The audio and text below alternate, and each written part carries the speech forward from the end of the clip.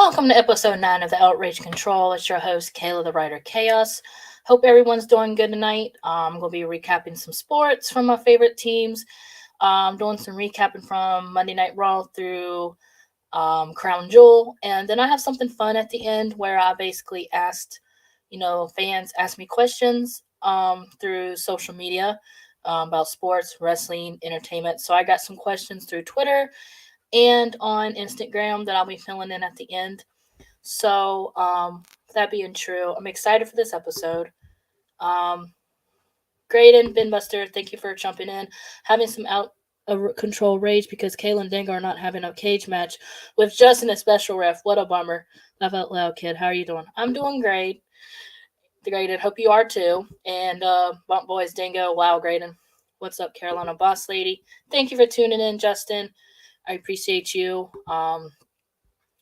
Anyway, I'm not going to hit this very calm. I was kind of hoping that they would go 2-6 today, but they didn't. Carolina fell to the Colts 27-13, making them 1-7.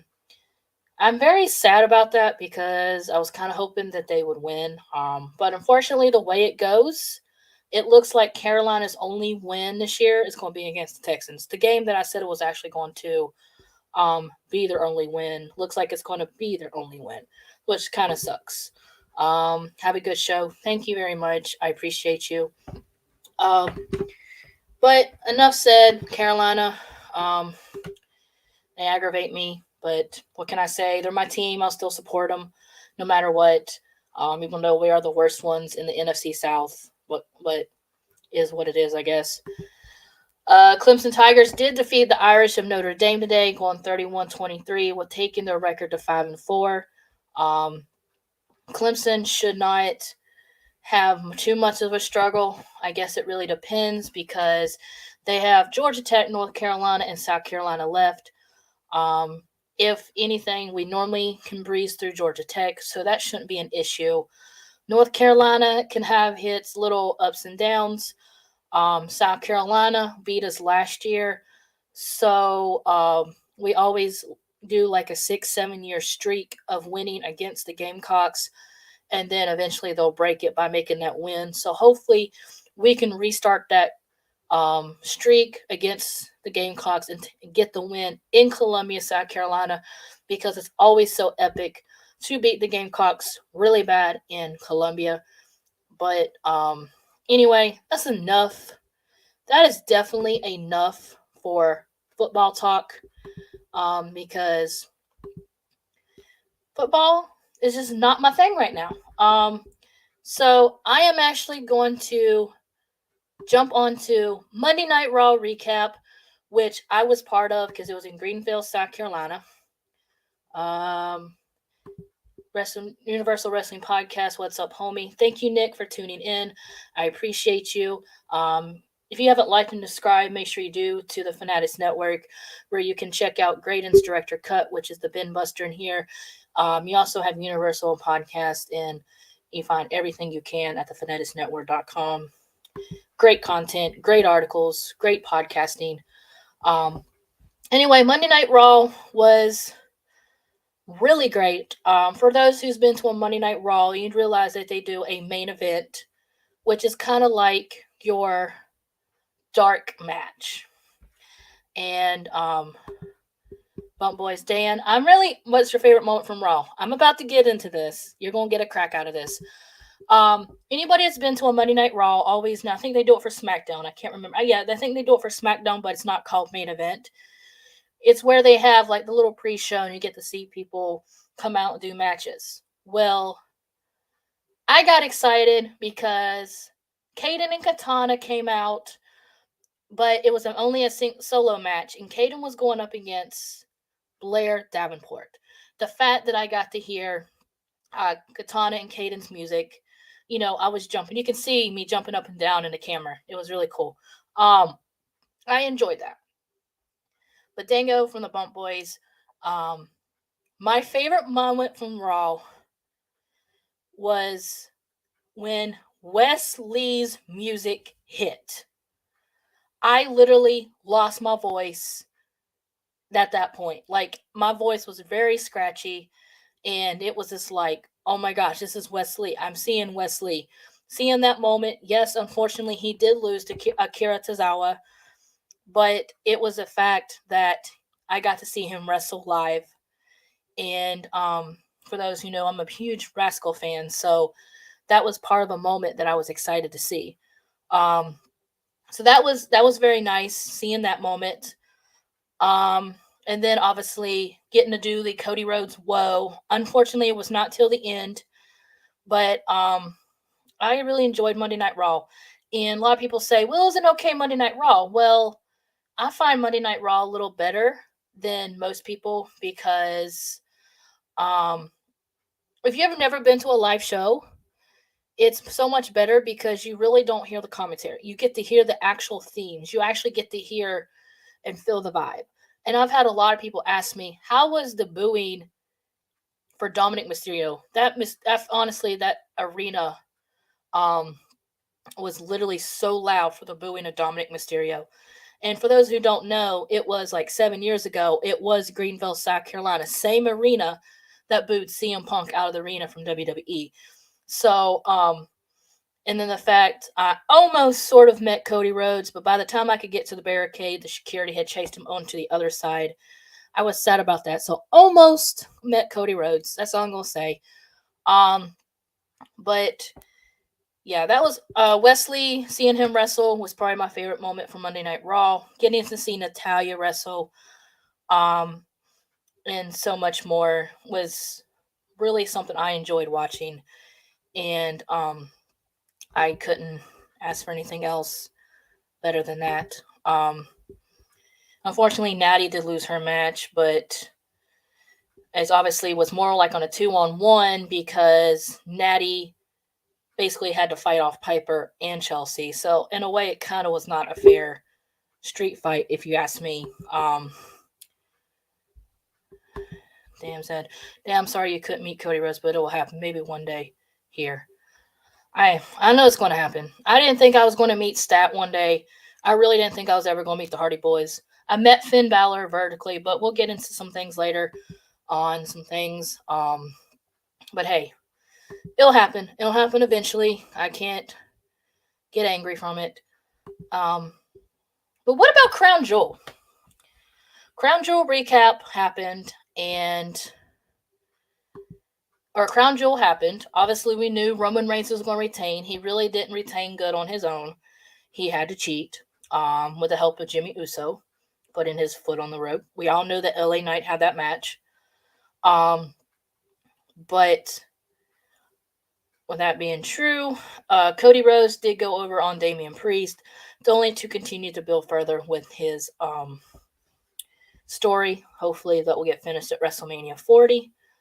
Um, we had Sami Zayn defeat. Oh crap! Sami Zayn and JD Madonna. Sorry, I slipped my mind. On the kickoff show, Sami defeated JD Madonna.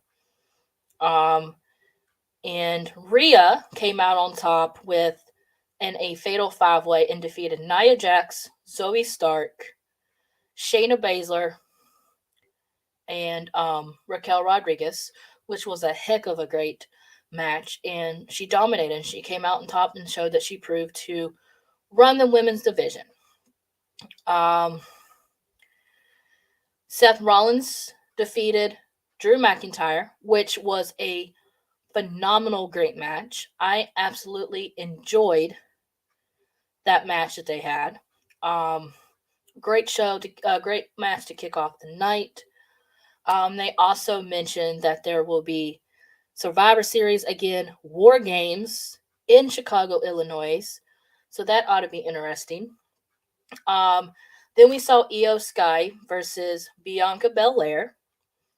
And I got excited for it because we saw the return of Kairi Sane. Unfortunately, Saudi Arabia did not have a good reaction to her returning, and that kind of looked bad because I felt like she should deserve a better pop than what she did. Um, from rumors stating that she's going to be joining joining Io with a Japanese faction, which will have Io. They're bringing back, what's her name, Saray. Io, Asuka, Kairi, and Saray are going to have a little faction of their own.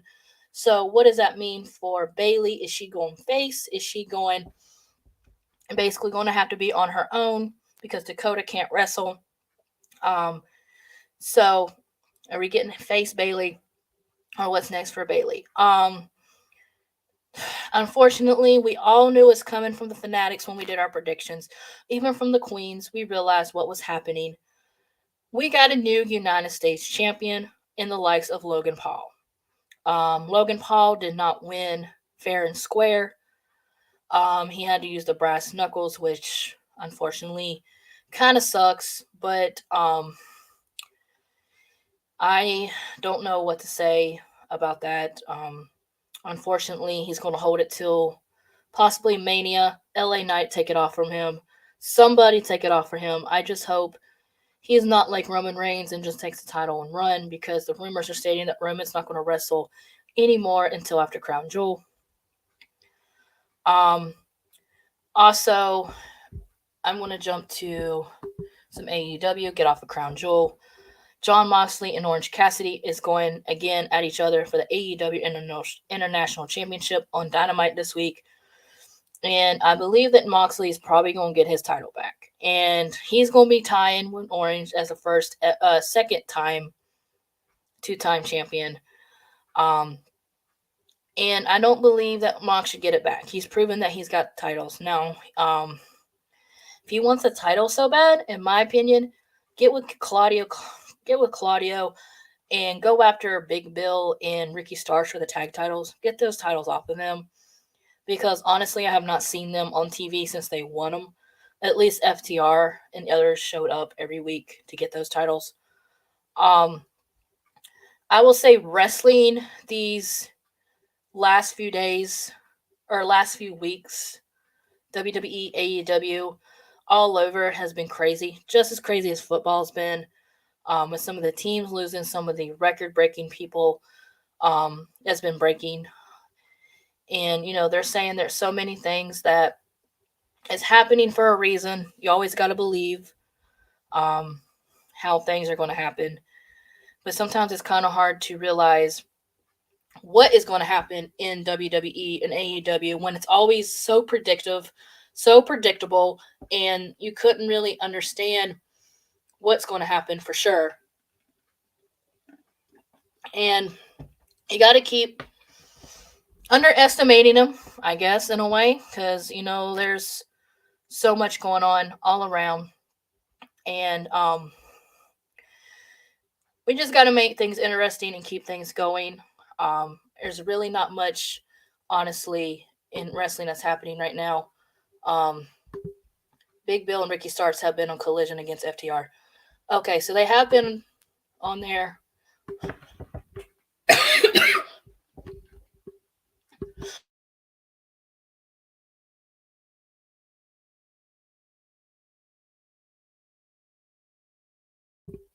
I am totally sorry for that.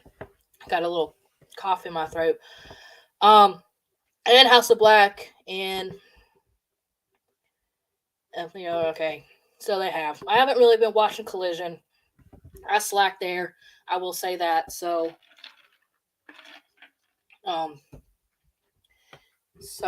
anyway, with enough with sports and wrestling, I was looking forward to this. Where social media involvement, you ask, I answer. I got a lot of good questions from people. I'm excited for this. I'm going to jump on the Instagram and pull up what people commented on that. Basically, I asked them to ask questions.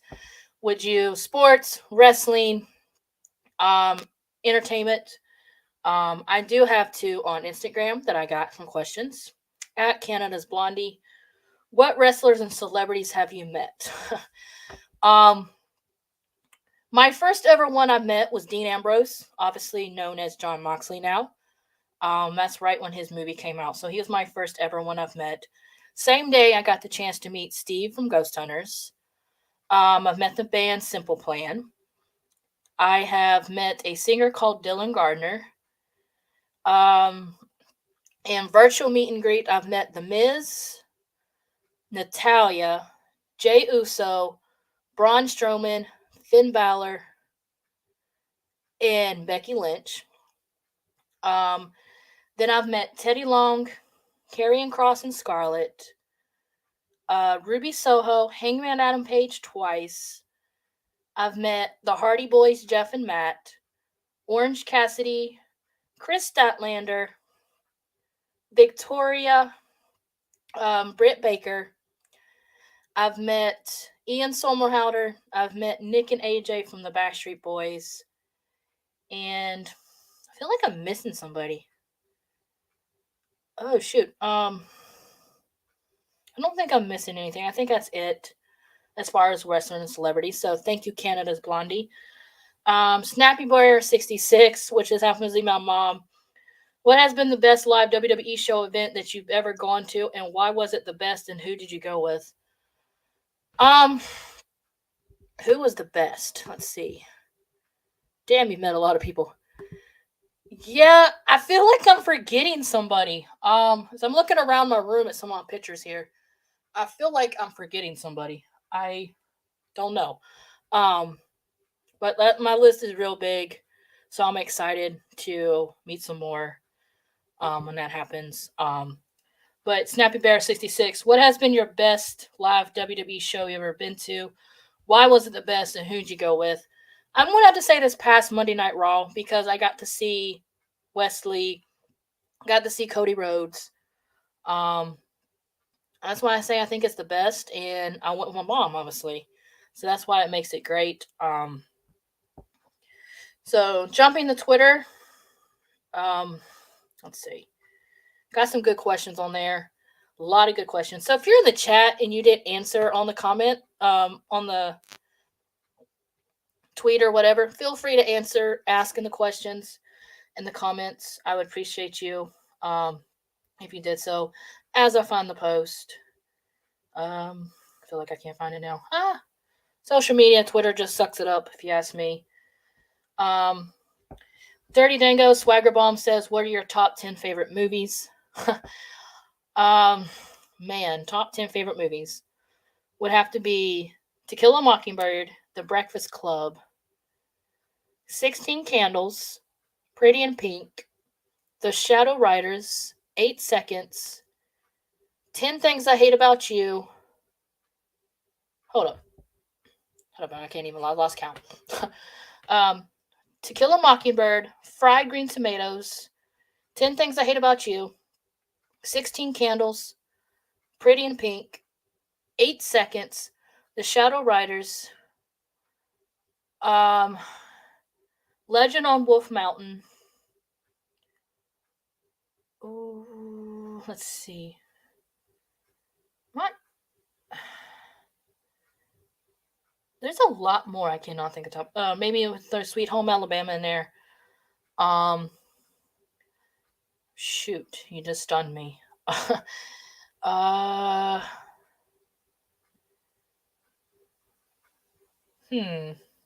Mrs. Doubtfire. Gotta say, good old Mrs. Doubtfire with Robin Williams was probably one of my absolute favorites. No questions asked. Ben Buster Graydon said, if they made a movie of your life, who would play you? Big shout out. I would love to have Melissa McCartney play me. I think she would be great. Even though my story and my life would be boring if they made a movie. Lord help whoever made the movie of me. But I would love for Melissa McCartney to play me as my character, and hopefully, and I know she would do very well with it. I've always loved what Melissa McCartney does, so I think that would be such an honor for her to do my video or do the story of my life in a movie. Texas Sports Queen Cat from the Queen's Takeover. If you could be a manager for a wrestler, who would it be? Wow. I'm gonna do a kind of on a limb here. only because I think I would have to learn Japanese. But if I had to choose a wrestler to be a manager for, I would love to be Okada. I would have to learn how to do Japanese because I wouldn't understand what the heck he was saying half the time. Uh, that would be someone I would love to do. And I wouldn't mind wanting to be a manager for Chris Statlander, obviously, maybe Orange Cassidy, maybe for the Best Friends. I feel like be a manager for somebody that needs to be built up. Um, Maybe have a little bit more ability and something to give them a little push, because anybody that always has a manager or someone in their side guiding them, I feel like they get the bigger push. Look where the Street Profits are going with Bobby Lashley. Um, LWO in a way with a little faction or your manager, look where they went. I mean, there's some. Look what happened with Paul Heyman and Roman Reigns. Look where that's going. So there is so many possibles that could happen out there, and I'm really looking forward, to see how some of these management positions go. So I would say Okada, and anybody that felt like they were underestimated or not used right would be a good involvement to be their manager. So WrestleBread podcast asks, where do you see AEW and WWE in 3 years? That's a good question. Um, WWE is going to continue to build what they're doing. There, I believe, with the whole switcheroo, we're going to have like Cody Rhodes is probably going to finally finish the story. Jade Cargill is probably going to be a women's champion. We probably could possibly have a mid card women's title. Um, Honestly, at this point, Roman Reigns may still be champion. I'm just kidding. Hopefully not. Um, Tag titles could, be totally opposite of who you expected. We could see some more returns and debuts of people we never thought we would see.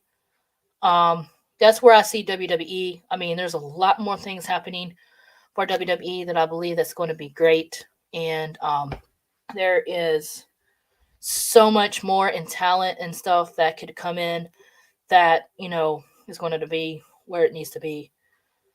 Where is AEW going to be in 3 years? Truthfully, to answer your question, probably where it's at right now. Still trying to get all that talent. Obviously, you probably see the ones of like, depending how far Ric Flair sticks around. You got Sting over there that's once they're fixing to retire. How much longer is Chris Jericho's going to be there? How far we see as far as Adam Copeland and Adam Copeland and Christian, in that reign. And it's just, and far as I'm concerned of what is going on now, he's still going to be lackluster as the AEW women's division is not going to get any better.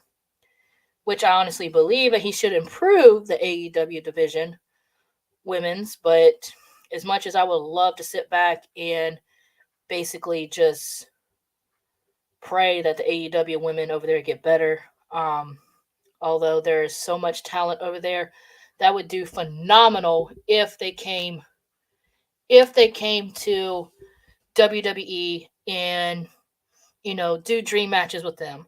Honestly, in 3 years, I hope Tony Khan gets off that high horse and does a Forbidden Door.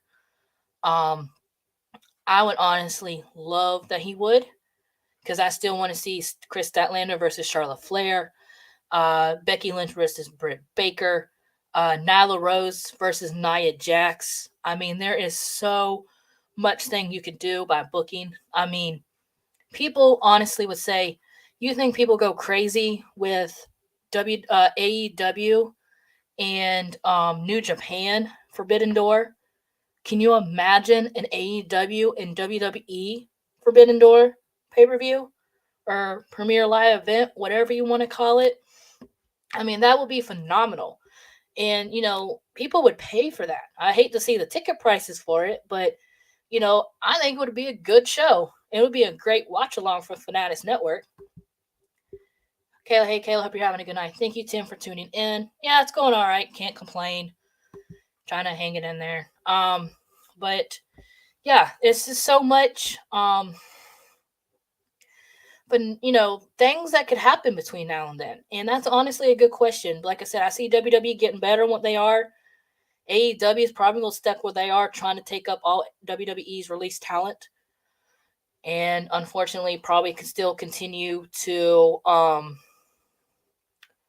don't know, not do anything with the AEW women's division. And every day we do live stream and talk bad about the AEW women's division.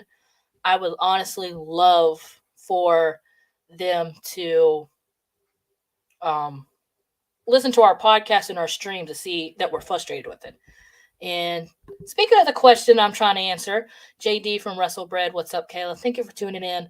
If you also want to hear some good wrestling talk and stream, make sure to check out the WrestleBread podcast on the Fanatics Network and so much other content on there, even the Tim King Show. Check it out at thefanent.com. Universal Wrestling Podcast was just in here. Check out Nick's as well. So, yeah, so that's where I see WWE and AEW being. WWE will be improving. AEW, at that point, I think it's just going to stay where it stays. Bump Boy says, what is your favorite TV shows of all time? Lord, you guys are digging deep in these. Favorite TV shows? Obviously a big fan of the OC when it was there. I do admit I have all the seasons of the OC. I did like the Vampire Diaries. I do have all the seasons on DVD.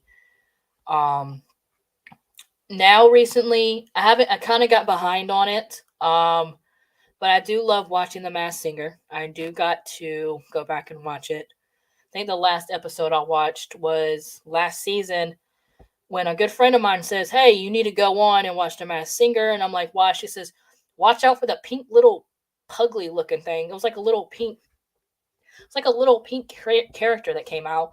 And she says, listen to her voice, follow their clues, and you'll get it. And I'm like, okay. So I watched it, and it turned up it was Alexa Bliss was on The Masked Singer.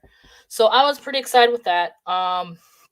Also, I don't know if I said Stranger Things. I do like them. I'm not really big on watching, and I like anything paranormal, like Ghost Hunters, Paranormal Con on TV or camera. I'm mostly into Panera Bread. Oh my lord. Paranormal shows. I love watching it. I find it fascinating. Dylan, what's good, Kayla? Thank you for tuning in. And also make sure to check out his Dunkfield Advantage on the Fanatics Network alongside with World Elite Podcast with Marcus, Dylan, and Jordan. They also talk some wrestling. And then if you like Saints or football, once you hear football, check out Dylan's Dunkfield. Trying to think of some other shows that's paranormal, anything paranormal with ghosts and stuff. The Stranger Things, OC, Vampire Diaries, Masked Singer. I'm recently, I don't think it comes on anymore. No, don't come on anymore. But I'm recently in the process of watching the show called New Girl on Peacock. I do like that one. Obviously, love watching repeats of Lizzie McGuire, Boy Meets World, all the old shows that you used to watch. Like, I think a while back I watched some Animaniacs, Rugrats, Tiny Toons, That's So Raven. I think I said Lizzie. Just all the old shows that you used to watch when you grew up. Rocco's Modern Life. I even have all of them on DVD. There used to be a show that used to come on. It only ended after 3 seasons, and I hated how it ended, which was Kyle XY, about the guy that had no belly button. I hated how that ended. There was another show I liked. I hate how it ended. I think it was called Lincoln Heights. I mean, there was so much good shows that ended. The one show I used to watch with my mom, it was called Devious Maids. They canceled it after a huge cliffhanger, which that really sucked. Then obviously you like the classics. I love watching, Gilligan's Island. So honestly, he's just said a top favorite TV shows. I mean, Gilligan's Island, obviously, Walker, Texas Ranger was another good one. I mean, Brady Bunch. So much good shows out there. Rifleman was another classic that I love to watch. I mean, so many good TV. What TV shows used to be back in the day, there's nowhere compared to what they are today, and that's what kind of scares me. Um, Unbreakable says, "What are some of your favorite horror movies?" Favorite horror movies? Oh man. I'll put my phone down on this one because it's going to take a while. Saw movies. I love all the Saw movies. Original Friday the 13th. Original Nightmare on Elm Street.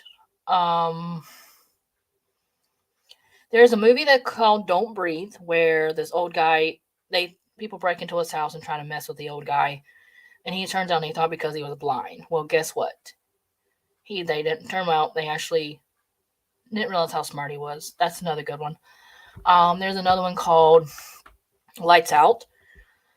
That movie, if you haven't seen it, kind of funny story about it is when I first saw it, I could not sleep for like a month and a half without my light on in a bedroom or near my room because I didn't want to pitch black.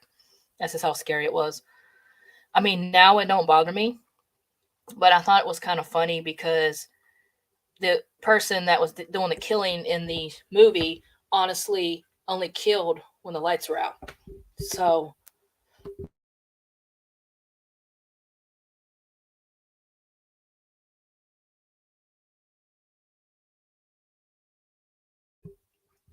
this cold is gonna get the best of me.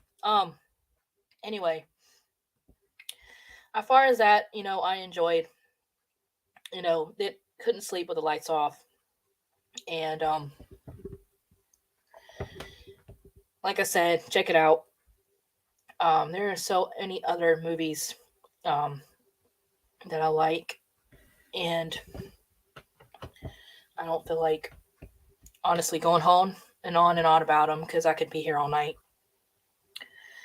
The last question was, what celebrity or wrestler have you had or plan to have on the podcast? As far as the Queen's Takeover, we've had a lot of indie wrestlers on there. A lot of indie wrestlers. And I'm not sure who I want to have on this one. Obviously, reach out to the indies and do go from there.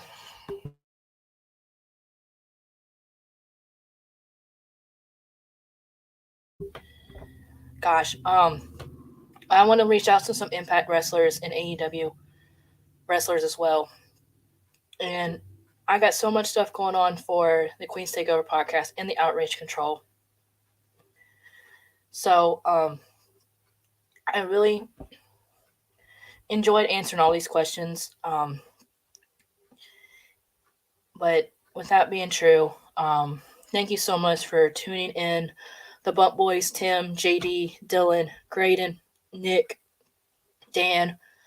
I appreciate you joining in. I really did not want to end this show this right away, but obviously this cold and coughing is not going to allow me to continue. And it just feels like it just started as I got on the show. I was totally fine. And it really, really sucks. It's will not let me do it. Thank you so much. Anyway, thank you everyone for tuning in. Make sure to like and subscribe to the Fanatics Network, where you can find everything you want as far as podcasts, writings, and everything else. But Kayla Writer Chaos, you can find me on Instagram, Twitter at Writer Chaos, and at Outrage Control. But thank you so much for everyone that tuned in, and I will see you the next time. Peace.